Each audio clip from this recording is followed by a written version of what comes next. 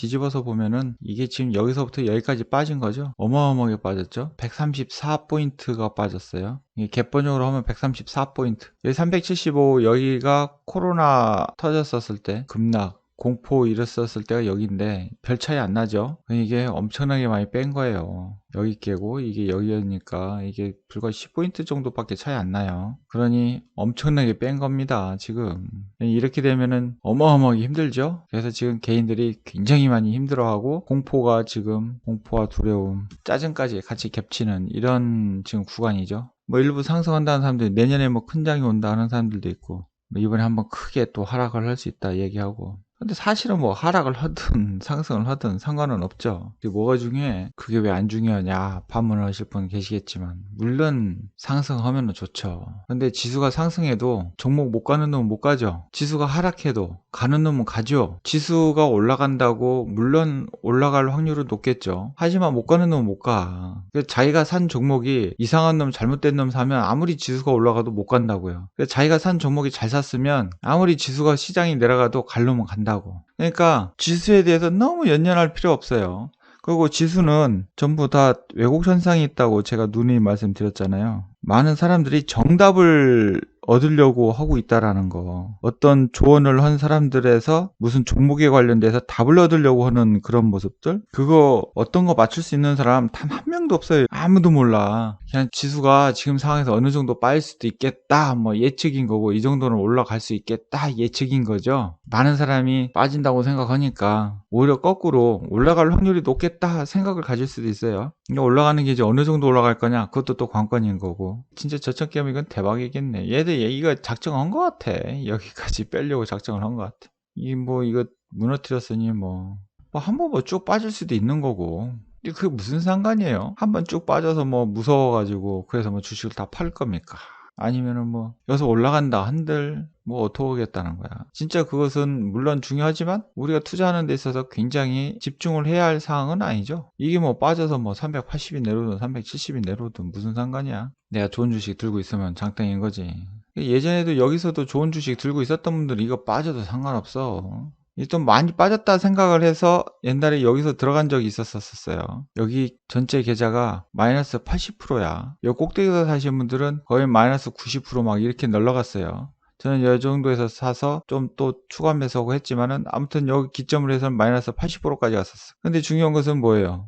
기업이 망했나? 좋은 기업 가지고 있는 회사는 마이너스 80% 됐어도 그냥 버티고 오히려 이런 데서 빠졌을 때 더 추가 매수하고. 근데 여기서 이렇게 올라왔죠. 올라와가지고 이게 전체 계좌가 플러스 60%까지 돌아선 거야. 마이너스 80%짜리가 60%까지 간 거예요. 전체 계좌로 따진 겁니다. 전체 계좌 종목으로 하는 전체 계좌. 전체 계좌가 이 정도면 엄청난 거죠. 이게 안 죽거든요. 안 죽어. 근데 이때 거지된 사람들 많죠. 이때 당시에 거지된 사람뿐만 아니라 자살한 사람들도 엄청나게 많았어.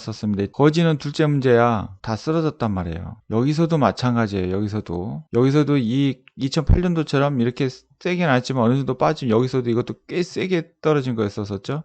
여기서도 상당수 많은 사람들이 손실을 많이 봤어요. 이번에 여기는 원체 주식시장에 들어온 사람들이 그렇게 많지가 않았었기 때문에 이게 빠졌어도 이때 당시처럼 막 그런 건 아니었었으니까 원체 여기는 저평가돼서 주식에 들어온 사람이 없었으니까 이 자체가 헬조선이었었잖아요. 여기는 자체가 헬조선. 근데 이게 올라서 여기서 지금 많이 들어왔다고.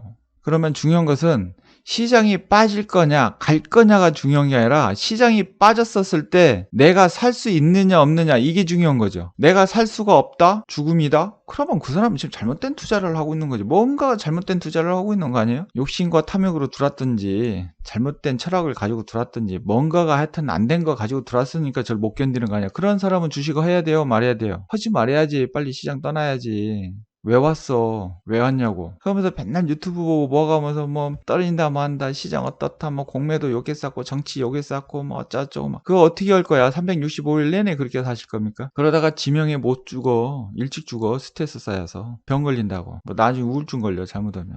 그러니까 시장이 빠지냐 가느냐 그게 뭐가 중요한 거냐. 그건 나중 문제라니까. 빠졌었을 때 내가 과연 살 수 있는가. 이 살 수 있다는 것은 주식을 살 수 있는가가 아니라 이 삶을 얘기하는 거예요. 삶. 생명 이런 것도 생각 안 하고 주식 투자하는 사람들은 도대체 왜 하는 거야? 그러니까 저렇게 할 수 없는 이유 중에 하나가 뭐냐면 다 종목에만 미쳐 있어서 그런 거예요. 테마가 뭘까? 그리고 내 귀에 들리는 것만 사고. 이게 굉장히 중요한 거죠. 굉장히 중요한 거야. 지금 이렇게 장 빠졌어도 가는 놈은 잘 가고 있어요. 사실은 가는 놈은 계속 가고 있죠. 꼭 우리는 항상 투자를 할 때 항상 리스크라는 것을 생각을 해야죠. 이거 해지하는 게 굉장히 중요한 거예요. 모든 투자에서는 리스크 위험 해지입니다.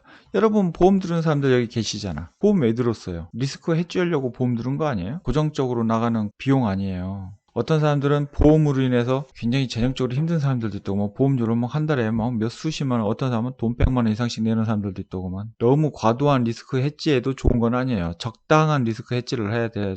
그게 좋은 거지. 너무 리스크에다가 집중하다 보면 진짜 이익을 창출하는 곳에는 많은 투자를 못 하게 되죠. 뭐 맨날 리스크만 하고 살 겁니까? 그렇다고 리스크가 100% 해지가 되냐? 100% 해지라는 건 없어요. 완화시키는 거지, 완화. 이것을 완화시키는 거지 이게 어떻게 100% 해지가 되냐고. 이건 그냥 완화예요, 완화. 우리가 포트를 짤 때도 이걸 생각하면서 짜야 되는 거예요. 인지 편향에서 비롯되는 비효율성에 대한 이야기예요. 인지 편향은 투자에서 수많은 실수와 불합리한 행동을 유발하는 원천이다. 사람들은 소수의 법칙, 최근성 편향, 후광 효과, 연고 편향 탓에 조사를 소홀히 한다. 후회 회피, 심리 회계, 보유 효과, 손실 회피, 확증 편향 탓에 손실 종목에 집착하거나 이익 종목을 성급하게 팔아버린다. 이런 것들 하나의 인지적인 편향 오류. 그래서 월스트리트나 주식 투기에 새로운 것은 없다. 과거에 일어났던 일들이 거듭 되풀이될 뿐이다. 이는 인간의 본성이 바뀌지 않기 때문이다. 인간이 지혜로운 선택을 하지 못하도록 가로막는 것은 항상 인간의 심리다. 이 제시 리버무어가 얘기한 겁니다.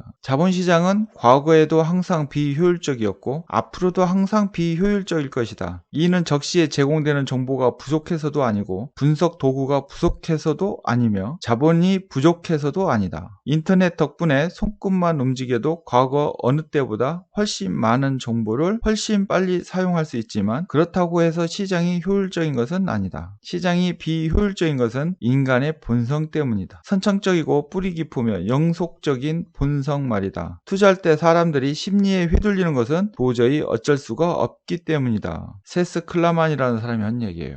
결국은 우리가 투자함에 있어서 인지적 오류에 대한 편향성이 생기는 것은 바로 심리 때문에 발생이 된다는 겁니다. 그러면은 이 심리를 이해를 해야 주식 투자에서 성공할 수가 있고 우리가 시장 조정했을 때 또는 상승했었을 때 올바른 여러 가지 판단을 해서 투자를 할 수 있겠죠. 업종이든 종목이든 무슨 테마든 여러 가지 부분에 대해서 사실은 지금 저렇게 시장이 빠지고 연속 월봉상 음봉이 지금 5개월째죠. 이제 지금 진행된 상황이니까 저희 양봉으로 바뀔지 음봉으로 바뀔지는 봐야 되겠죠. 아무튼 4개월 동안 음봉이 나오고는 있지만 저런 과정 속에서도 꾸준히 상승하고 있는 업종들 테마는 있다라는 겁니다. 표를 안 내고 있을 뿐인 거지. 표 나면은 들어오니까. 그리고 원래 표를 안 내는 놈들이 많이 가. 표 내는 놈들은 많이 못 가. 올라가다가 다 꼬꾸라져. 그러면은 오히려 시장이 조정할 때 더 좋은 주식과 또 업종에 관련된 여러 가지들을 더 살펴보기 좋은 때죠. 매수하기도 또 좋은 때고. 그러면 그런 것들은 시장이 빠져도 간다는 얘기죠. 별 타격이 없다는 얘기인 거야.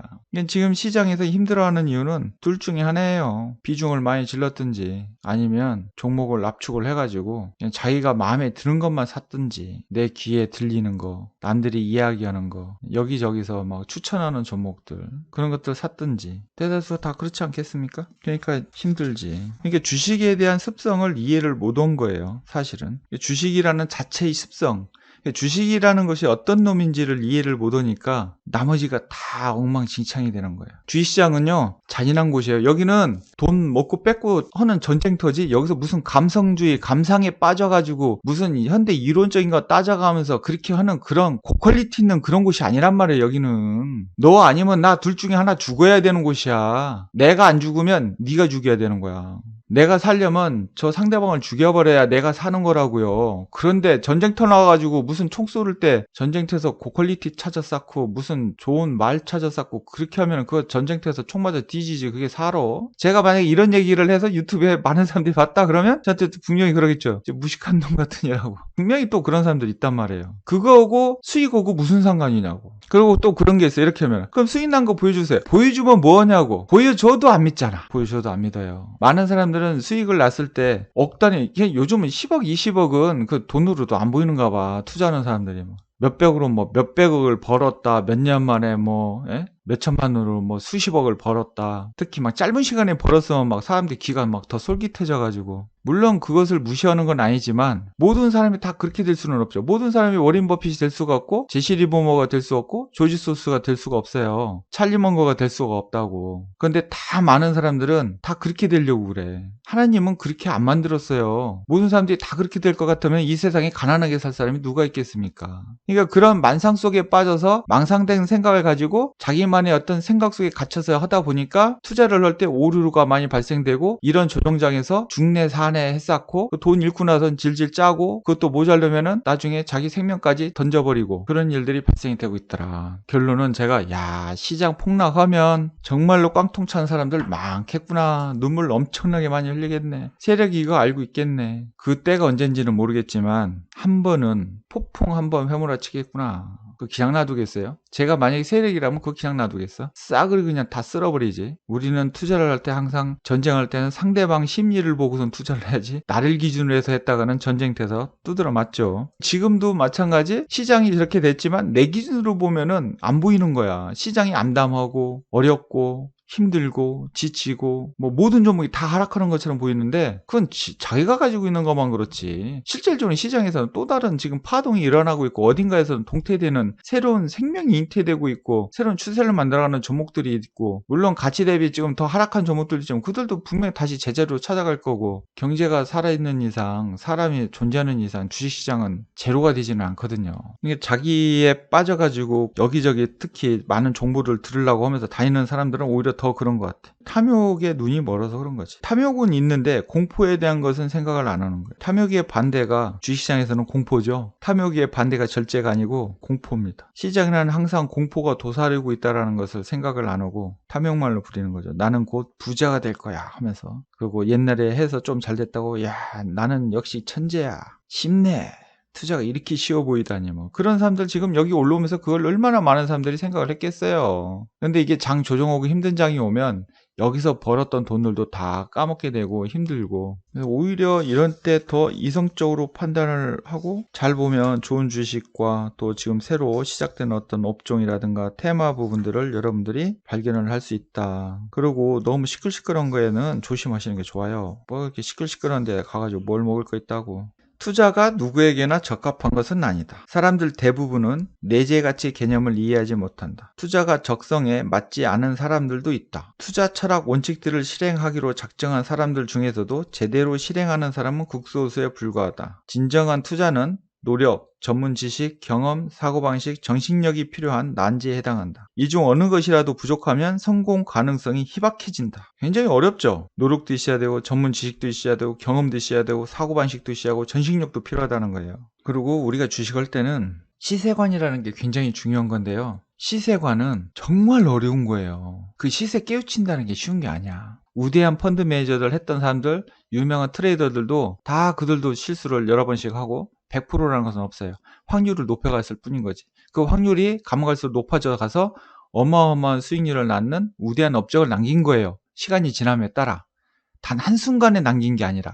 그런데 우리가 시세관에 대해서 이야기를 하면 많은 사람들은 코웃음을 쳐. 왜냐하면 생소하거든. 근데 그걸 깨닫기 위해서는 이 사고방식 자체가 틀려야 되거든요. 그리고 이 경험도 있어야 되는 거고 정신력도 필요한 거고 이게 제가 보기에는 지금 여기에 나와 있는 이런 얘기가 맞는 거야. 전문 지식도 있어야 되고 노력도 많이 해야 돼. 그건 기본적 분석하고는 차원이 틀린 거예요. 시세는 기본적 분석은 그냥 밑에 깔려있는 가장 기초적인 거고 그 시세를 이해를 하는 데는 뭔가가 보이지 않는 뭔가가 있단 말이에요. 거기는 철학이 있단 말이야. 시세관에는. 그런데 거기까지 들어갈 수 있는 사람이 많지가 않다고. 그걸 또 이야기해 주는 사람도 없고 그걸 깨닫는 사람들도 별로 없고 그리고 그런 것을 함부로 얘기도 안 해요. 그런데 그런 것들을 얘기를 하면 무시하는 사람들이 많더라고. 그래서 역시 시장에서 살아남는 사람은 많지가 않구나. 그래서 90% 이상은 시장에서 망하는구나. 옛날 과거에 여기 올라오면서 수많은 슈퍼 개미들이 있었는데요. 이름 유명하게 날렸던 슈퍼 개미들 지금 흔적도 없이 사라진 사람들 많습니다. 막 1000억, 2000억씩 막 벌었던 사람들 시장에서 퇴출된 사람들 많아요. 이게 돈 그렇게 버는다고 그게 되는 게 아니야. 근데 그런 부분들도 우리는 생각을 해야 된다. 투자에 성공하려면 내재 가치를 시장보다 더 잘 평가할 수 있어야 한다. 그러려면 독자적인 정보를 시장에서 우위를 차지해야 한다. 그러나 독자적인 정보는 남들에게서 얻을 수 없으므로 스스로 노력해서 획득해야 한다. 기업의 내재 가치를 평가하려면 적절한 전문 지식을 갖춰야 하며 오랜 기간의 경험이 필요하다. 두 번째, 올바른 사고방식도 필요하다.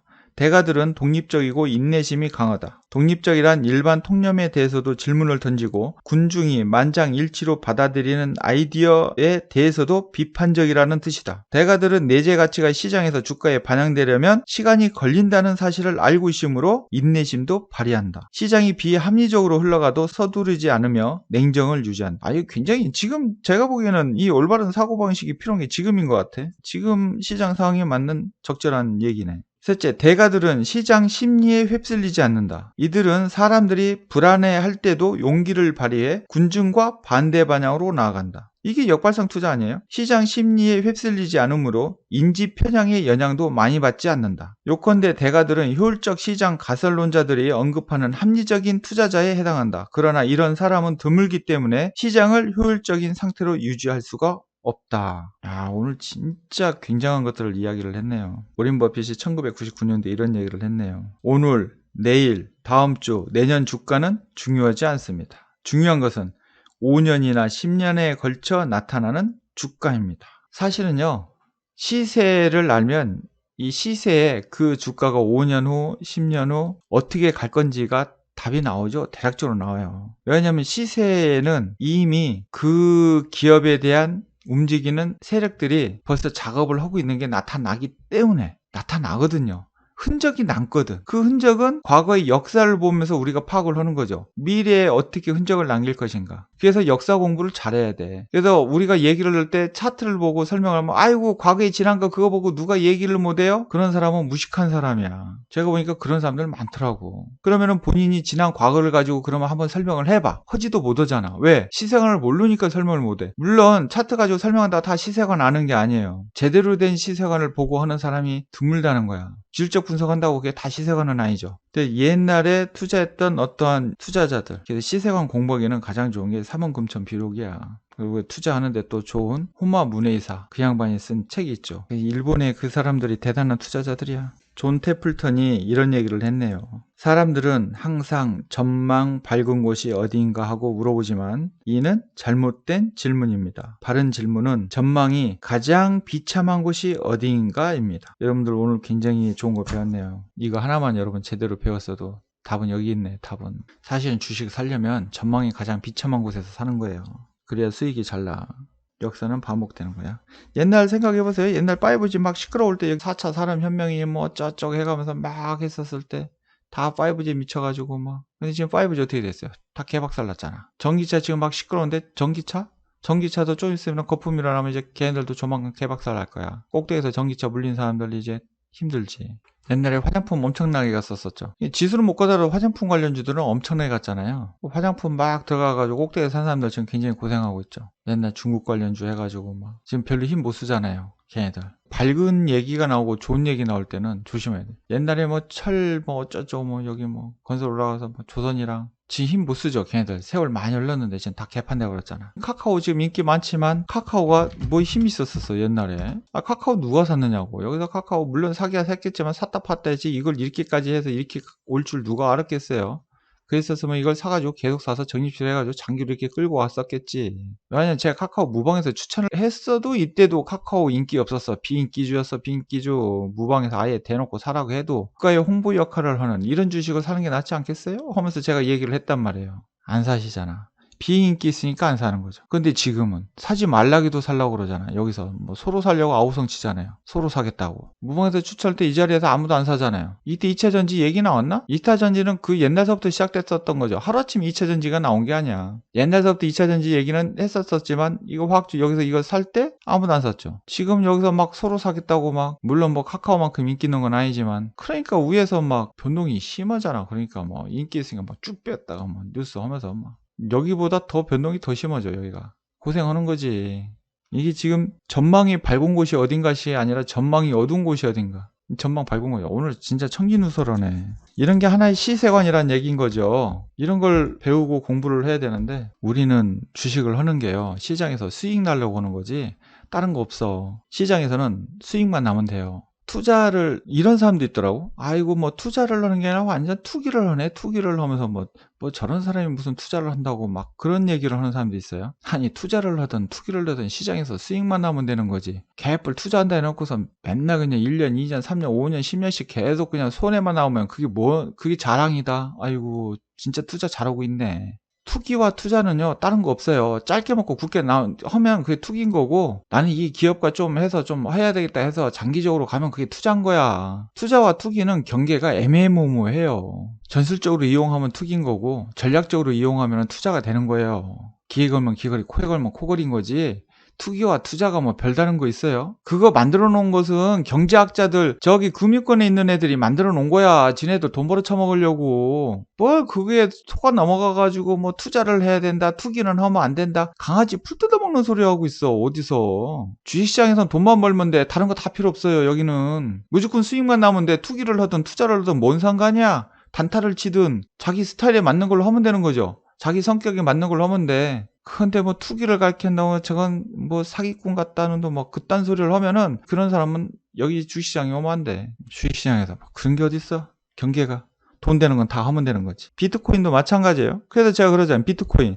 남들 가상화폐 하면 안 된다. 안 되는 게 어딨어. 돈 되면 하는 거지. 대신 왕따 질리지만 않으면 되는 거죠. 비중 잘 지키고 시세관에 근접해서 하면 되는 거야. 쓸데없이 막 욕심과 주식시장 하는 거 똑같은 거지 뭐. 거기 가서도 개판으로 하니까 엉망이 되고 하는 거지. 뭐 환율도 할 수도 있는 거고 뭐 채권도 할 수도 있는 거고 뭐 원유 선물 같은 건 털 수 있는 거죠.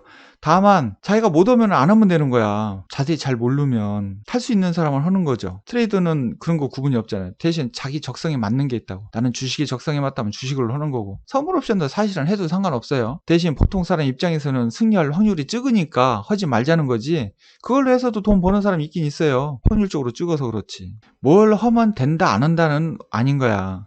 대신 뭘 했었을 때 내가 그것을 감당하기 힘들었을 때는 위험 리스크가 그만큼 커지기 때문에 다만 그 시장에 접근을 안 하는 거지, 그걸 한다고 하는 사람한테 욕할 필요는 없다라는 거예요. 그게 시장이야. 그게 경제가 돌아가는 원리인 거고, 그게 투기판인 거고 그런 거지 뭐. 그것도 잘하면 투자네. 사실은 뭐 가상화폐 코인 같은 것들도 사실은 그런 거 아닌가? 장기적으로 가면 이것도 투자가 될 수가 있는 거죠. 이런 것들도 앞으로 장기로 가면 투자 되는 거야. 비트코인 8천만 찍었네. 내가 이거 1억 찍을 거라 같다고 했는데 계속 올라가네. 우리 여기서 샀죠. 여기서 샀어. 여기서 남들 다 떨어졌을 때 여기서 샀죠. 우리 3,700, 800만 원대, 여기 4,000원대, 그죠? 여기서 비트코인 사라고 그랬어 제가. 이더리움도 우리 여기서 샀죠. 여기 230만 원 여기 빠질 때 비트코인 살 때 같이 샀다고. 이 시세관은 똑같단 말이에요. 주식을 하든 코인을 하든 시세의 원리는 똑같은 거야. 시세의 원리는 뭘 하든, 이 시세의 원리를 하나만 배우면 부동산을 하든 뭘 하든 다 원리는 비슷하죠. 기업을 볼 때는 뭐 그게 향후 성장성이 있는지 봐야 되고 뭐 개선을 해야 되고 뭐